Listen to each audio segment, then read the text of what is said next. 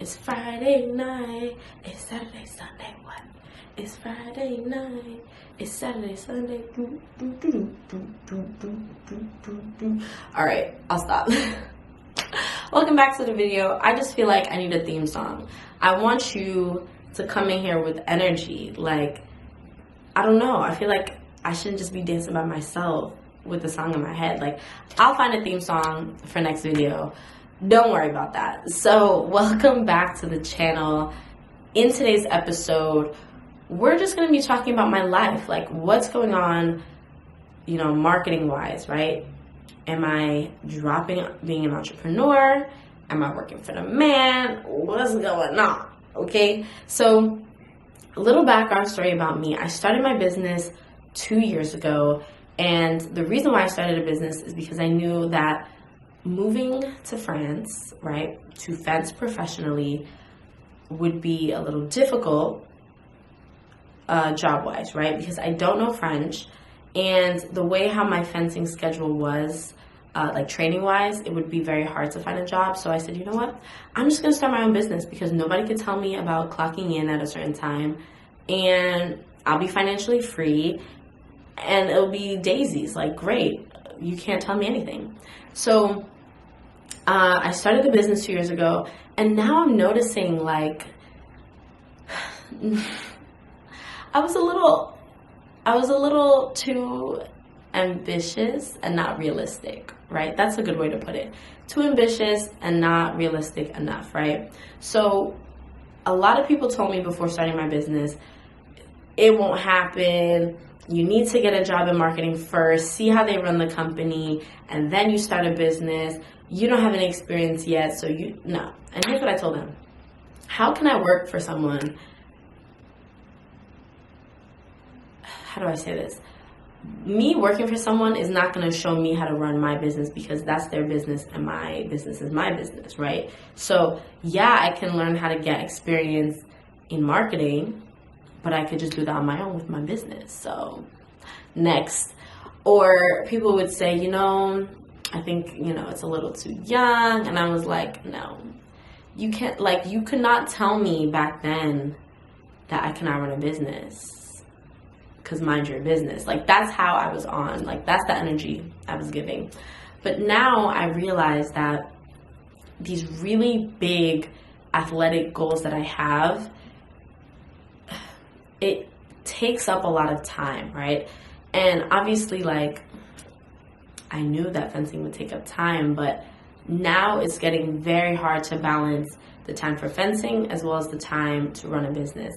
And if you don't know, a business takes a lot of time. It's a full-time job. Sometimes I know people work more than a 40-hour week. Sometimes people have a hard time closing the computer.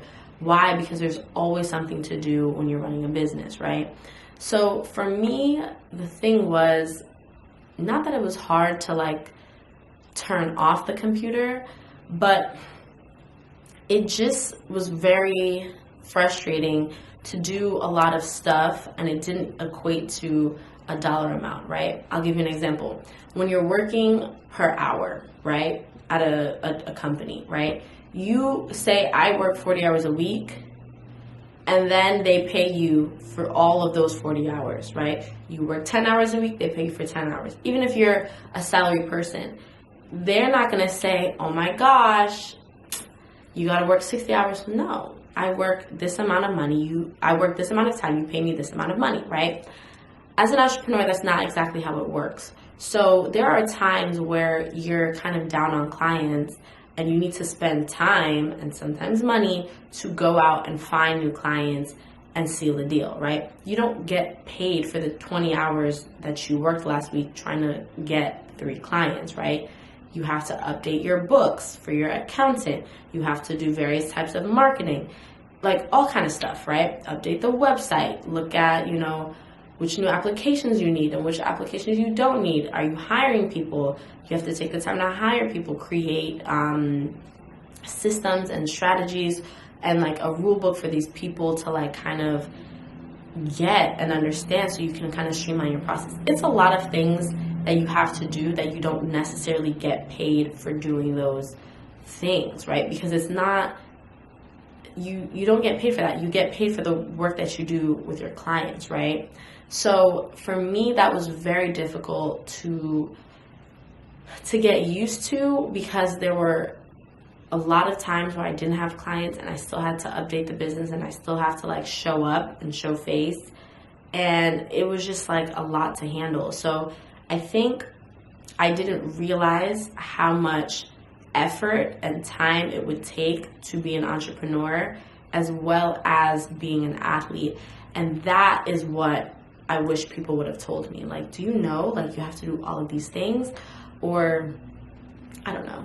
But I still don't regret it, because I feel like I wouldn't have found my passion in influencer marketing if I didn't start my business. I would just be, I don't know, I would probably just be bored, you know, listening to somebody telling me about their business, and it's just like me being stuck or wishing that I would have tried and I just didn't try. So I'm not mad at that at all. If I could go back and do it again, I'd do it again, right? I love the business, and I just realized, like, it's just not right now. There's no harm in that. Like, I'm not feeling any kind of way of like, oh my God, people are gonna look at me because I'm no longer an entrepreneur.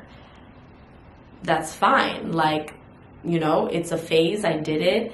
I'll do it again, just not now, right? Maybe after fencing, maybe I'll be more financially secure and then I'll kind of branch out. I don't know.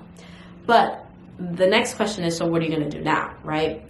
So this was the hard part, right? Because I made this video like 4 times and I keep changing what am I gonna do now, but I figured it out, right? So I've decided to be a freelancer. I thought I was gonna be a 9-to-5er, or not a 9-to-5er, but like work in a company, you know, have a set amount of hours, like part-time, maybe 15, 20, 25 hours a week, and collect my check the 1st and the 15th. But then I realized, why, right? Know your why. Why do you want to, you know, have a company? Like, why do you want to work for a company? And for me, it was really just like financial freedom and also time, like time flexibility.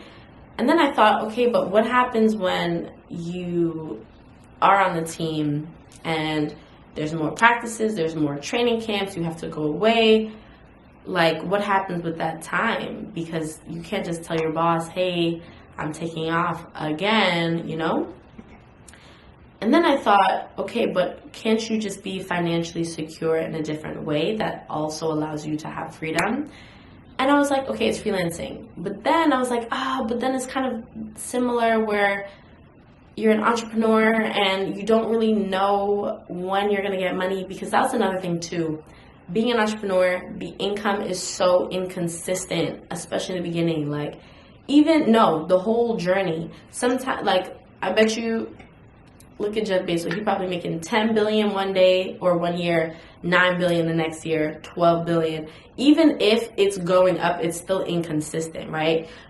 So that's a good and a bad thing. It could be good because it could keep going up and it's inconsistent, but it's still growing. But it can also be a bad thing where it's like 1 month you have 5 clients, the next month you have 2, the next month you have 0, the next month you have 7. Like, it's a lot, and that part I also didn't like. So I told myself, girl, just be consistent in getting clients as a freelancer. So that's where I am now, right? I thought it out and I said, you know what? I'm really gonna go hard on freelancing platforms and just find influencer marketing jobs, because when I was looking at 9-to-5s or corporate jobs, they weren't really giving influencer marketer, and that's what I want to do. Like, I have this passion and I don't want being financially secure to limit me, you know, in doing something that I love. So that's where I am.